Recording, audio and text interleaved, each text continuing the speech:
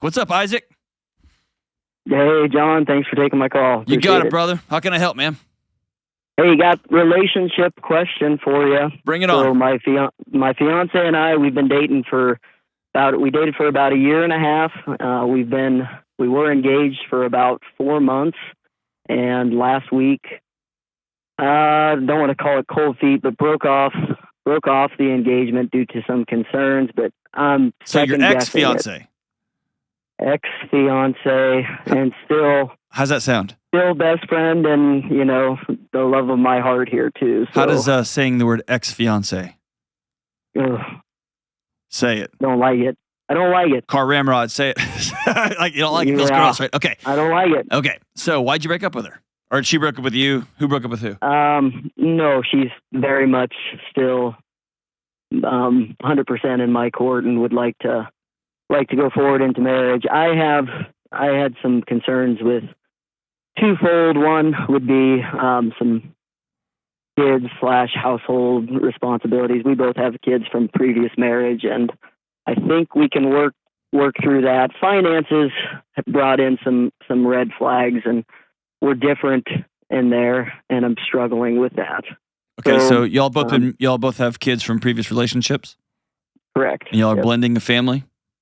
Blending the family. We haven't moved in yet with each other. For the sake of our kids, we kept that separate. And until we got engaged, we didn't really talk serious about some categories until we were engaged. She wasn't comfortable going very deep into finances until that commitment was made. Does she have for protection? Was her previous relationship pretty abusive? Or was Very, she? Okay. Yeah. Some control issues with money. There you go. And I openly admit too that I like things a certain way, and I know I would call more of a high anxiety than a high control type person, but I don't want to be controlling, and I don't want to change her. If finances, she comes into this with debt.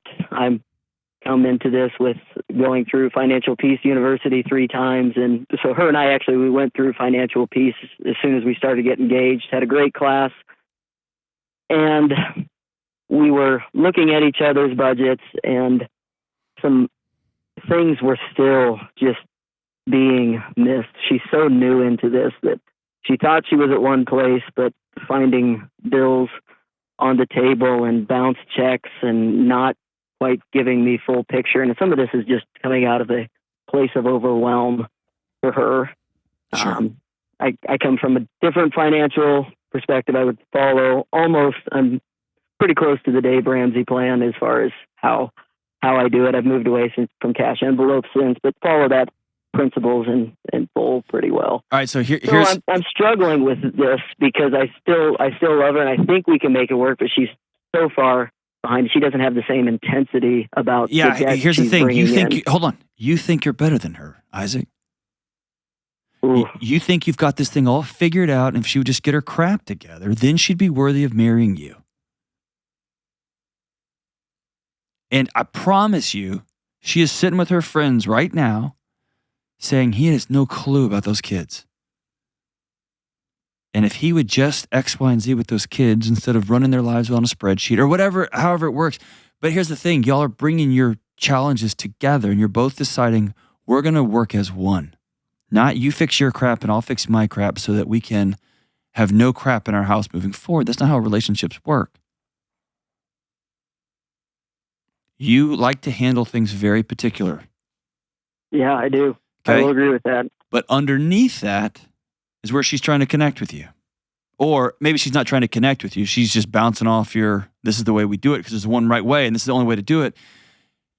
And my guess is you've come at her with a spreadsheet and you've come at her with a plan. And there's already a plan. It's an established plan. Millions and millions of people have gone through it. And for somebody who has been in a controlling, abusive relationship before, every red flag she has, every alarm she has, is ringing off in her body. And so she probably says things like, I'll never share an account with anybody. I'll never be unsafe again. That was the conversation about a week and a half ago. And your response to that was, but just follow the plan. The plan will make you safe. And well, yeah, I will. But here's no, I hear what you're saying. But here's what's But underneath it. I also hear the aside of, hey, the number one reason relationships fall apart, according to Dave, or the divorce, is financial problems. Well, I don't ever want to walk through that again or put her or I through that either. So think of financial. Dave also says finances is just a reflection of what's going on in your home and in your heart and in your actions. And so instead of telling your wife, I've got this perfect plan, why don't you follow the plan? It'll fix all your problems. It is, hey, the thought of entering into a relationship and we're not on the same page across the board scares me to death. And I got hurt before too. And I love you too much. I love my kids too much. And I have too much honor and respect for myself to enter into a marriage where somebody's got their little pocket of thing over here. That's different than trying to shove a plan down somebody's throat. And then you're coming at her not with all of the answers. You're coming at her with vulnerability. I'm scared of this. Yeah. Right? Okay. I need to approach it from... That's a place where somebody can plug into. Someone who's been hurt before may lean in that way, as opposed to you being right, because everything in her body is telling her to run from you. And she loves you, and you're probably a pretty cool guy. And so she knows cognitively that you're a good person, that you're a good man, that you've got things together. But you have too many traits like the old guy. And vice versa. What happened in your relationship? Or relationships, plural? Yeah. Disaster with not inability to communicate, essentially. Tell me more about that. What does that mean?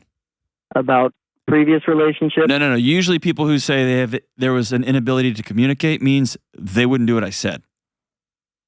Oh, we spent 3 years in counseling together and we weren't able to make it. There wasn't any marital affairs or anything like that. It was just very different planets with how to parent kids. What'd you learn from that about yourself? I have been the type that would say, it's fine, I can adjust. It's fine, I'll do it your way. It's fine. I can adjust. And I didn't articulate what I saw as problems along the way and concerns and advocate for situations that I thought was right. I'll appease, I'll do what you need me to do I'll do what you want me to do to make you happy in this situation without being heard, just to avoid conflict. And would you shove it down and eventually it erupt? Yeah, essentially. Yeah. Do you love this woman? Yeah, I do. Okay. I do. If you have a set of values, which is we share everything. I lived a parallel life with my last wife, my last partner, my last girlfriend, whatever she was. I lived a parallel life with her. We were never on the same page. I never spoke up for myself. And do you hear my voice tone, my language? This is not coming at her accusing. This is coming at her with you hands open. Saying, I've lived a life where we're just co-managers of a household. I don't want to do that again. I want to be all in with you. And the thought of you having a secret account over here or your own account, your money that's different than our money, it scares me. And there was a study that just came out that says couples who share the checking account and have to deal with the conversations and the vulnerability and the lack of safety and have to put that lack of safety on the table and discuss it, they do better financially, emotionally, psychologically, and relationally over time. That's the data. That is a very different conversation than saying, you're wrong, I can just make you safe if you just follow my plan. So if I'm vulnerable about it and she still says that for my own safety, I need to keep separate accounts, then I'm in the choice of loving her through it, regardless. Then you have to make a grown-up decision. Am I going to stay or not? Because, by the way, if that's her value, if she's put her if she has chained herself to that, anchored into the bedrock, I will never be unsafe again. And she doesn't believe she can find safety through connection, which is the true place you find it. And she thinks that safety can only be found in a secret or her own quote unquote checking account. Then I don't know that she's ready to re-engage in a new relationship. And if you're not, haven't demonstrated that you are safe enough for her to fully open to that way, you'll need to have that conversation. It's both and. But what what many people do is they outsource the hard conversations, the gap in their marriage or relationship, and they dump it onto the Dave Ramsey plan. It's like people who want to buy a house right now, and the market it's insane. It is insane. And interest rates aren't insane, but they're higher than they've been in years. And wages are relatively flat. And so instead of getting mad at math, instead of getting mad at supply and demand, it's easy just to get mad at Dave. Right? It's easy just to get like, well, he's out of touch. He doesn't know how hard it is. And he does know how hard it is, but math doesn't care how hard it is because math is math. Risk and being exposed doesn't care how expensive houses are because that metric never fails. And so in your house, don't put it onto the plan. Put it onto us. Are we still far away or can we come together on this deal? And when you sit down with her, it has to be, you have to lead with, here's what I'm experiencing. Here's what I'm scared of. Here's what I want. Here's what I need. Not, you need to be doing these things. Because if you do that, her body will go right back into defending herself, putting up walls, however she does that, fight, flight, or freeze. And she learned that through her last relationship. Yeah. Right? And she may look at you and say, vulnerably, like, I'm not doing that. And then you have to decide, is this a deal breaker for me? And you had another thing about kids, like, I don't know if we're going to handle kids. Listen, when you're blending families, one thing is certain. It's going to be chaotic and there's going to be lots of disagreements. Cool. We know that going in. That's not a bug in the system of a blended family. It's a feature. Disagreements. It's the same as people who are 35 and getting married for the first time. They both created their own lives. Disagreements and where we put the coffee maker but I travel and you don't travel and I don't do this on Saturdays. Like they've had 15 years of being on their own. And so that disagreement doesn't mean something's wrong with the relationship. It's a feature of a relationship, right? It's part of it. It's cool. What y'all have to decide is, are we willing to come back every time to this one idea that 1 + 1 now equals 1? We are always going to do what's best for our relationship, even if it's scary. And if it is scary, we're going to put scary out on the table. I'm going to say, this really scares me. And then you can say, all right, absent keeping your own separate account, because we know the data isn't in favor of that. But I do understand that you want to keep yourself safe because your body's been through it. What are other ways I can help provide safety in this relationship and in this home? What does that look like for us? Here's one quick example, Isaac. I'll just throw this out there. I bought my wife a car. We have a joint checking account. We've saved up. It's not like I surprised her with it. I went to pick it up and I bought the car. Stupid me. I just bought it, saved up for it, wrote a check for it, got the car. And when the title came in the mail, it had my name on it. And it didn't say John and Sheila. It just said John Delony. And she came to me and said, my name's not on that title. I was like, oh, it doesn't matter. Like if I die, it's your car. And she said, I know, but it's our car. It's our car. And that really mattered. That mattered. And so she felt 1 centimeter edged out because this had my name on it. And that was a little thing. And she had the courage to put on the table and say, hey, this bothers me. And I had the compassion to go, well, duh, I'm an idiot. I left it off. And then we fixed it. And so those are little things when someone doesn't feel edged out of a relationship, but sometimes we just blow by. We don't even think about it.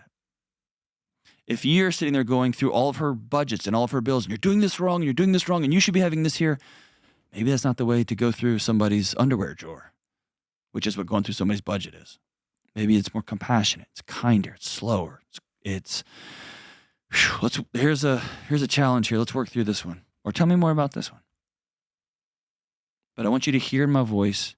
I'm not attacking you, I'm with you. It's an invitation, not a confrontation. It is, I'm seeking reconciliation and relationship. I'm not seeking to be right and in power. And you're not smarter than her, man. And you're not better than her. You do money different. And I would say you do it the right way, but you know what I mean? Like, she's doing it the safe way for her right now. And it may cost her long term, and that's what relationships are about. But tell her, hey, let's sit down and talk. I did this the wrong way. I love you. And I want to do this for the rest of my life with you. I can't even say the words ex-fiance. And here's what scares me about losing you, about trying to build a life with you. Start there. That's often where connection is found. In vulnerability, not in being right. Thanks for the call, my brother.